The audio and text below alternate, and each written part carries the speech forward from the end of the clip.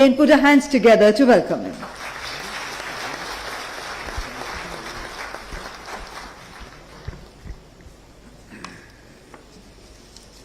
Chief of Defence Staff, General Anil Chauhan, Chief of Army Staff, General Manoj Pande, Secretary ESW, Shri Vijay Kumar Singh, Dr. Samir V. Kamath, Secretary DRDO, Mrs.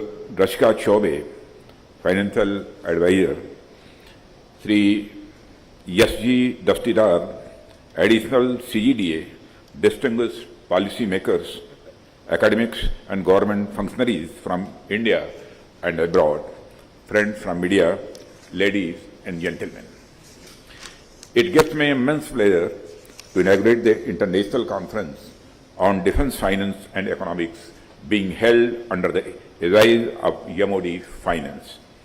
The modern era, contradistinct from earlier ages, is the age of nation-states.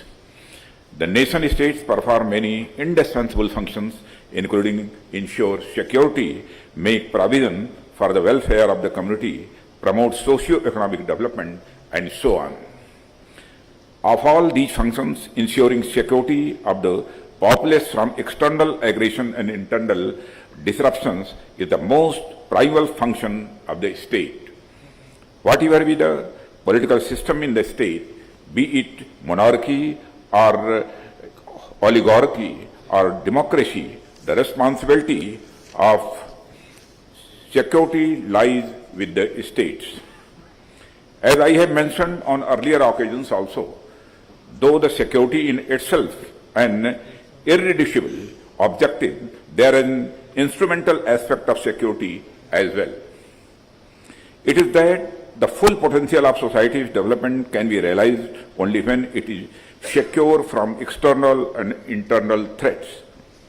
Taking the argument further to its logical conclusion, we clearly see that security is the bedrock on which the prosperity, arts, and culture of any society flourish and prosper.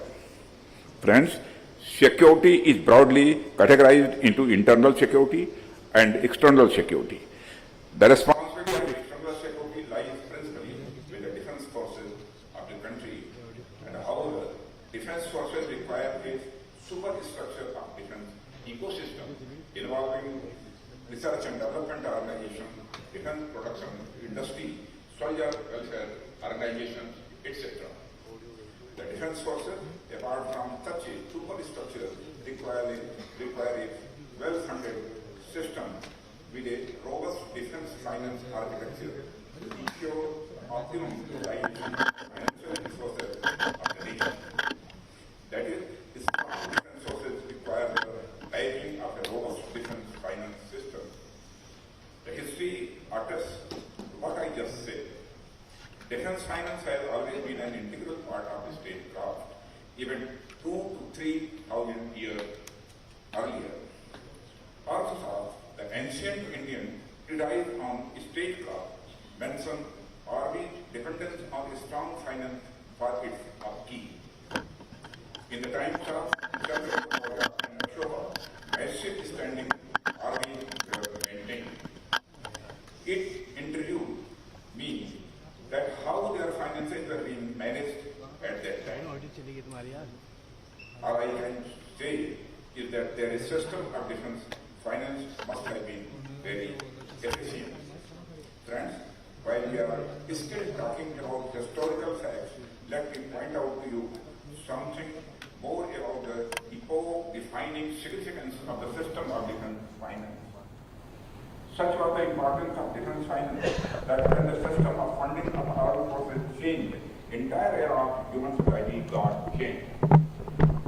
One of the most important things that differentiate the medieval era from the modern era is the structure of armed forces and the mode of their funding.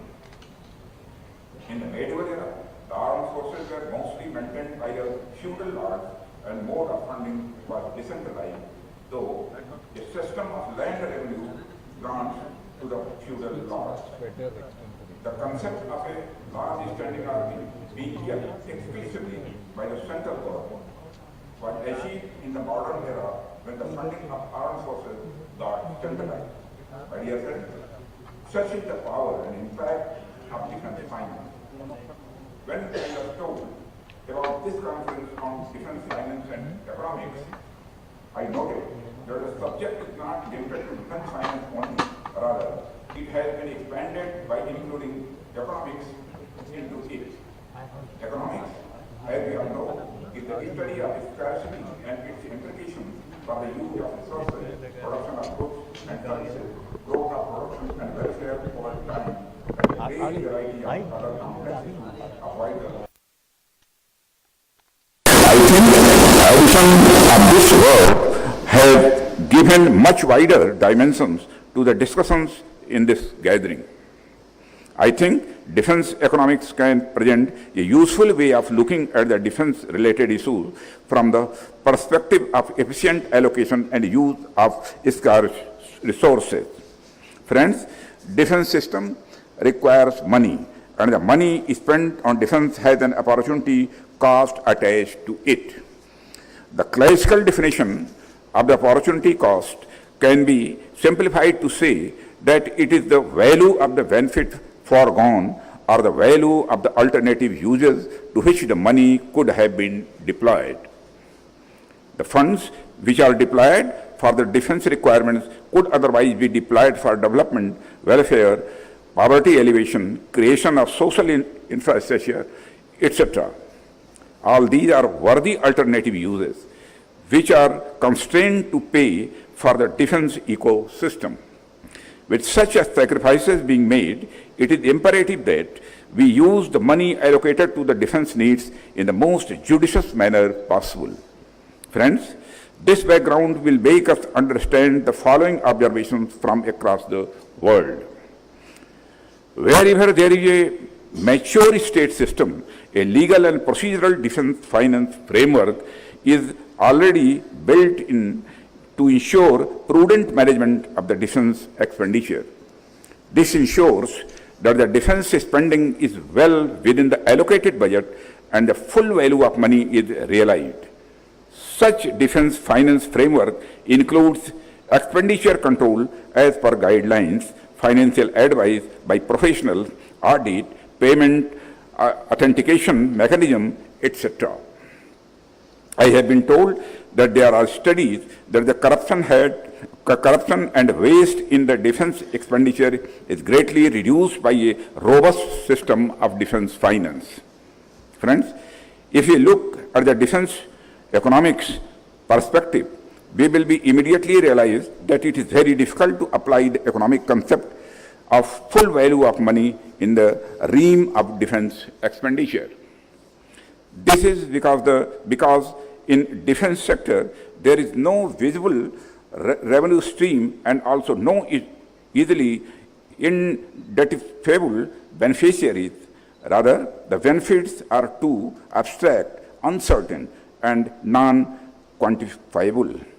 For example, whether the acquisition of a defense equipment has resulted in the envisaged deterrence against the enemy and has enhanced security for the people would be very difficult to quantitatively assess in monetary terms. Friends, having said that, I want to emphasize here that difficult is not the same thing as impossible. We can always try to devise intelligent ways towards maximizing the value of money spent on defense needs.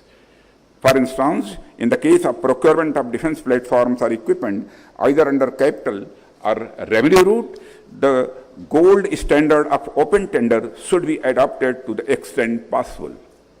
A competitive bid-based procurement process which is open to all is the best possible way to realize the full value of the public money being spent.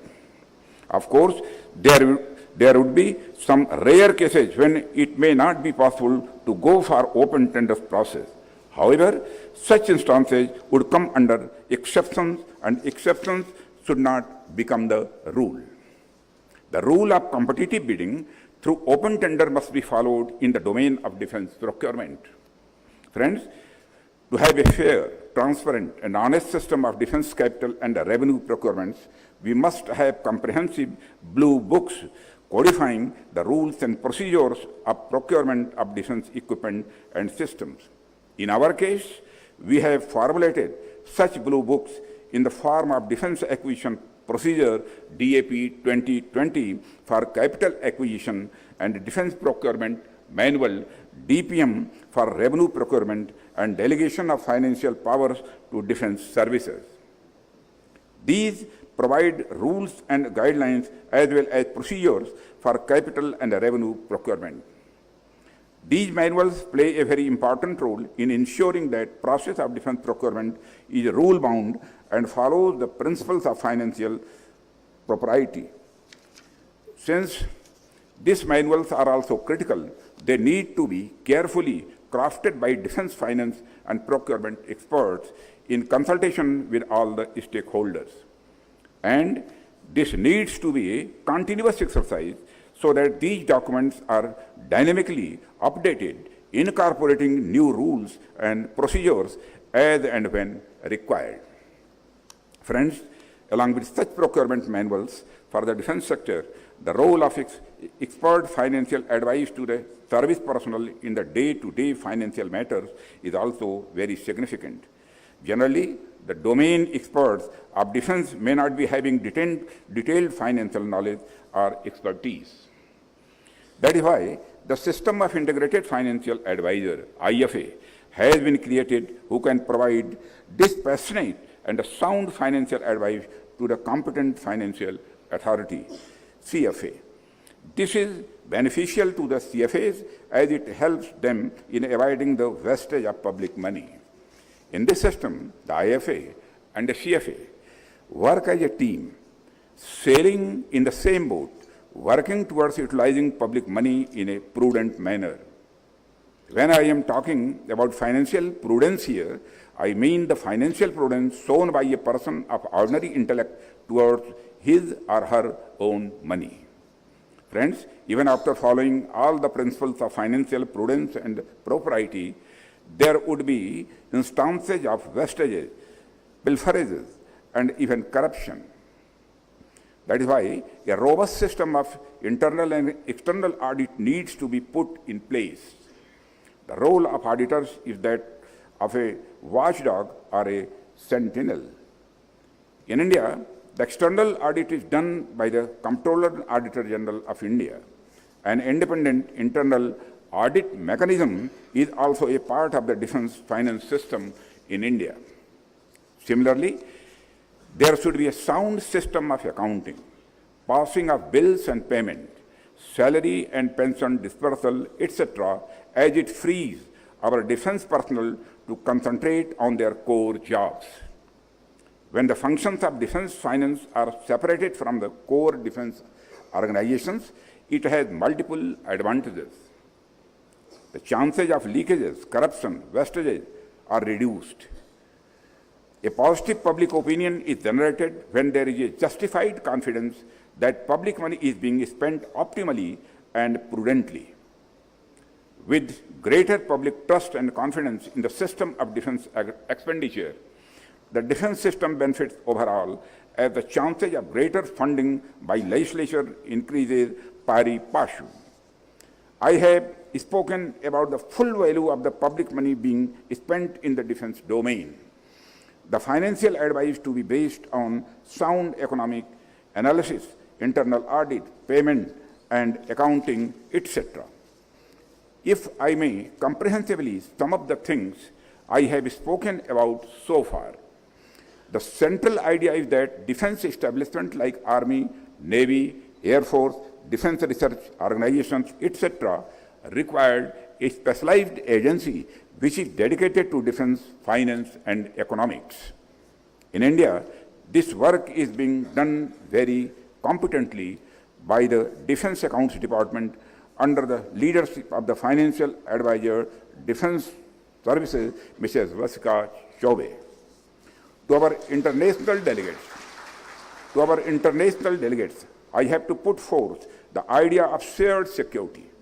In the spirit of collective security of the whole world as one family, we are all partners in the path towards a secure and prosperous future for the entire humankind. We believe that we have a lot to learn from our experiences in the field of the defense finance and economics, and we are ready to share our learning with you all. Friends, I want to take a moment here to appreciate the efforts put in by the FADS and the Defense Accounts Department for conceptualizing and organizing this international seminar. I hope that this international conference on defense finance and economics will provide the participants with a platform where they would be able to acquire a better understanding of global trends in the process of defense expenditure and learn from each other. I thank our guests from across the seas and across the borders of joining us. I am sure we will be enriched by your presence and hope that you will enjoy the Indian hospitality. My best wishes for the seminar with these few words. Jai Hind to all.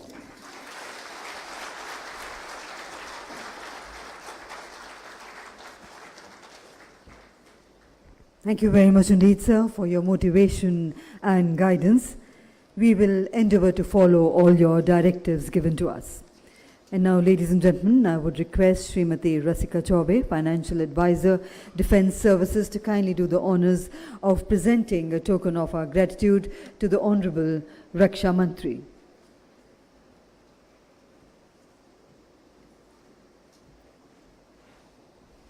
Ladies and gentlemen, we once again thank the Honourable Raksha Mantri ji for kindly sparing his valuable time and gracing this occasion.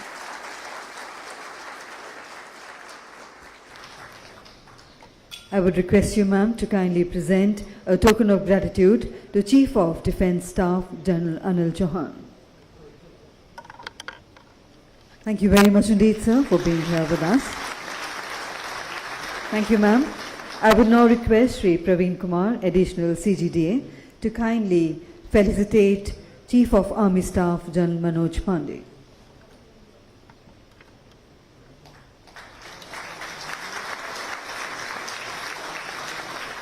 I would request you, sir, to kindly felicitate Sri Vijay Kumar Singh, Secretary, Department of Ex-Servicemen Welfare, Ministry of Defence. Thank you, sir. I would once again request Srimati Rasika Chaube to kindly felicitate Dr. Samir B. Kamath, Secretary R&D, Government of India. Thank you, ma'am. And may I now invite Sri Praveen Kumar, Additional CGDA, to bring the inaugural session to conclusion with words of thanks.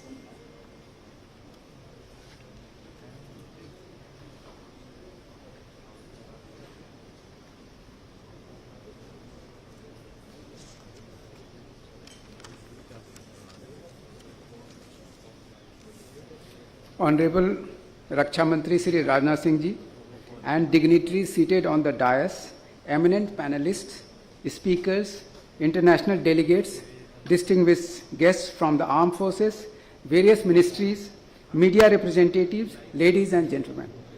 On behalf of the Ministry of Defence Finance and the Defence Accounts Department, I express my